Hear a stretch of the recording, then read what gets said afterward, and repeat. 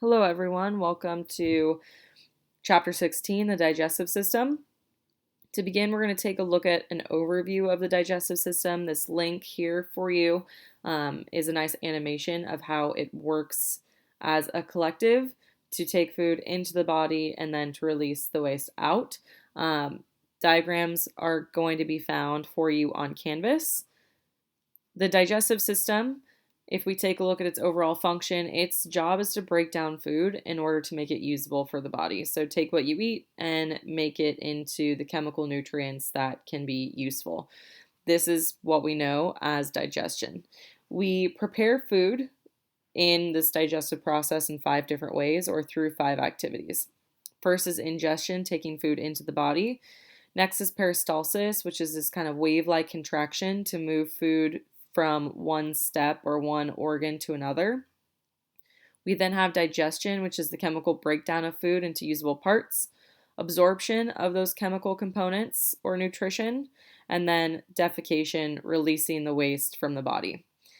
Our gastrointestinal tract is made up of 2 major divisions. First is going to be our alimentary tube, which will extend all the way through the digestive system, and then the accessory organs that aid that tube in performing their function. Your alimentary tube, like I said, is continuous, and in fact, it's about 30 feet in length, and it will extend from your mouth all the way to the anus, so the start to the end of the gastrointestinal tract. Our accessory structures or accessory organs include anything that will aid in the digestive process or aid in the breaking down of food. So we will see the teeth and the tongue when we will ingest food, as well as the salivary glands. We see the liver, the pancreas, and finally the gallbladder. There are 2 major types of digestion. First is mechanical. So mechanical is going to be the physical breakdown of food into smaller parts or smaller pieces. A good example of this is you taking a hammer to a plate to work out your aggression for being quarantined. Every time you hit the plate, you break it into smaller pieces, mechanical digestion. Chemical digestion is then the actual enzyme breakdown of molecules into their simplest form. So those small mechanical pieces broken down into their chemical parts. So a protein, a carbohydrate, water, so on and so forth. The oral cavity is kind of where we start with the digestive system because here is where we see ingestion. Therefore, this is the first site of mechanical digestion. You take a bite of your Chipotle burrito, you start to chew and break it down. The actual chewing process is scientifically known as mastication, so the breakdown mechanically of food with your teeth and the mouth.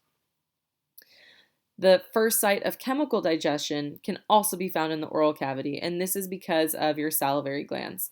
Your salivary glands actually release enzymes, specifically amylase, and amylase is going to start the breakdown of carbohydrates. Fun fact, if you were to partake in the consumption of alcohol, which none of you do, I'm sure, because you're not of the legal age and you're law-abiding citizens, but alcohol contains a lot of carbohydrates, so that's the first side of chemical breakdown.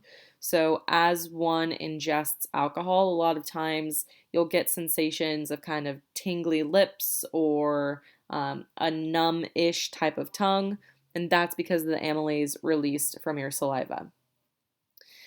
Chewed food mixed with saliva will form a mass of food, which is known as a bolus.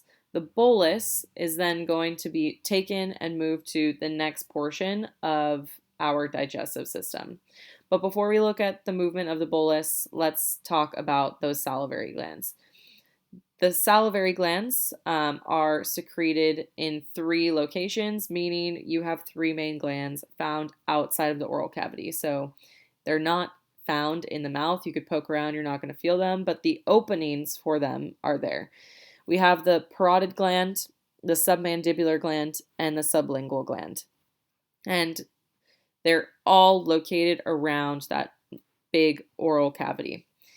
Saliva as a whole consists of 99.5% water and about 0.5% of the following. So first we see chlorides, This will activate amylase, so that carbohydrate breakdown. Amylase itself, the breakdown of carbs. We see bicarbonates and phosphates, which all act as buffers for food. So if something's too acidic or too basic, it will regulate that so it doesn't burn the mouth. Urea and uric acid, these help break down waste products in whatever you ingest.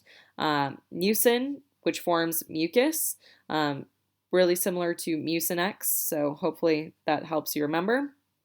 Lysosomes, which destroy bacteria. When we continue along this kind of journey from the mouth and the salivary glands that moisten food and help chemically break it down, we then have to get to the pharynx, which we should be familiar with. We saw it in the respiratory system. The pharynx is the back of the throat. This will initiate the beginning of the swallowing process, or as it's scientifically known, deglutition. So we chew and masticate food, we then swallow food, or we bring it through deglutition. That mass of food and saliva, the bolus, is forced to the back of the throat or the pharynx by the tongue, which then is going to force close the trachea by pushing the epiglottis up and over the opening. That way, we're routing food into the esophagus and we're not routing it down into the trachea.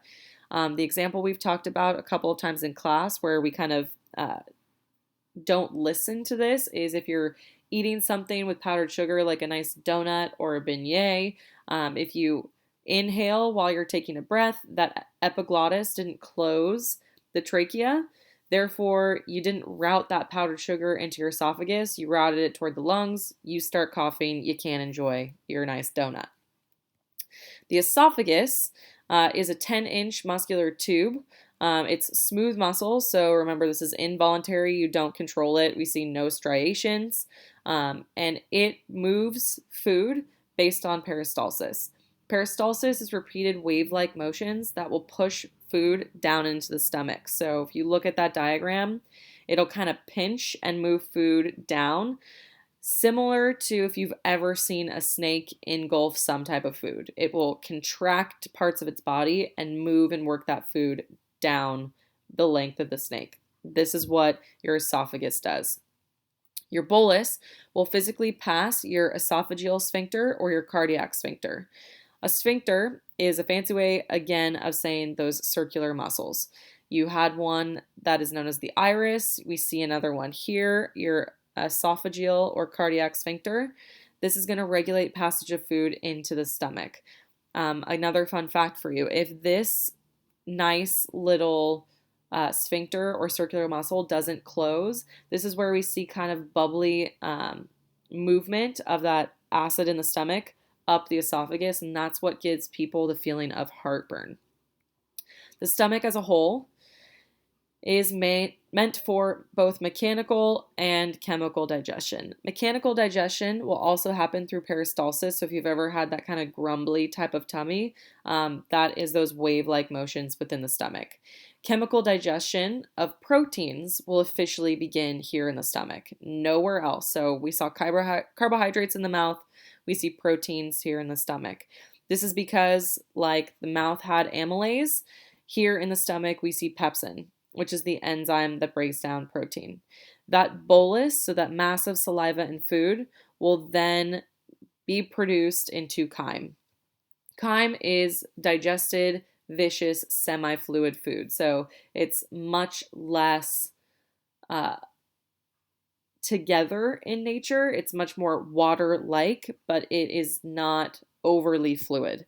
That chyme is then pushed through your pyloric sphincter by peristalsis. Your pyloric sphincter is a nice circular muscle that exists at the end of the stomach. Our stomach has 4 main parts. The first part, if you take a look at this diagram, would kind of be that top rounded portion, which, as I move through, kind of jumping 2 bullets, is the cardia. The cardia surrounds your esophageal sphincter. Then we have that nice portion that looks like the fibers are running the opposite direction. This would be part 2, that's the fundus. The fundus is the round portion to the left, slightly above the cardia. Then we have the body, which is the large central portion of the stomach. followed by the last piece, the pylorus. This is the inferior portion, which is why we see the pyloric sphincter. Really important, inside the stomach, these first two bullets, we have folds known as rugae, really similar to the folds and grooves, the Geary and Sulci we saw in the brain. The whole purpose is to increase surface area for mechanical digestion. Specifically, this is what allows the stomach to expand when you put food into it. After food, or that chyme, is pushed through that pyloric sphincter, food makes its way to the small intestine. Your small intestine is about 20 feet in length and about 1 inch in diameter. So think a Sacagawea dollar coin. Your small intestine are lined with small projections known as villi. This is similar to the cilia we've seen on the outside of cells. This villi is meant to increase surface area. In fact, it covers more than 2,000 square feet because of these tiny projections. In the small intestine, we absorb about 80% of our nutrients, which is why this is one of the most vital portions of the digestive system. Here's where we're taking in all of the nutrition the body needs.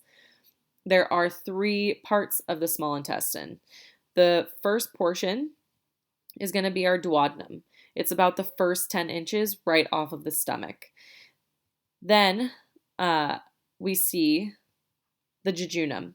The jejunum is about 8 feet in length. It's the middle portion of the small intestine until we get to the last possible piece, the ileum.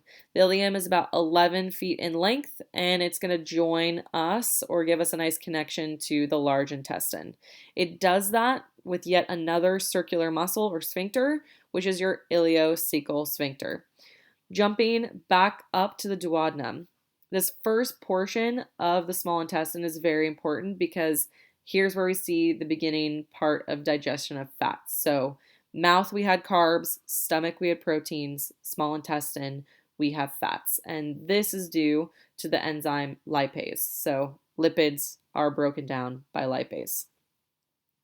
Up next, you are going to complete your digestion worksheet. You also are going to gain access to your first portion of the digestive system diagram. So anything we've talked about up to this slide will be visible for you on that diagram. Please, as always, use this information, use your guided notes to help you complete the worksheet. And if you have any questions, email me, get in contact with me, and let me know. Anyway, I will see you next time, and you'll hear from me next class when we jump into section 2 of the digestive system. Bye, guys.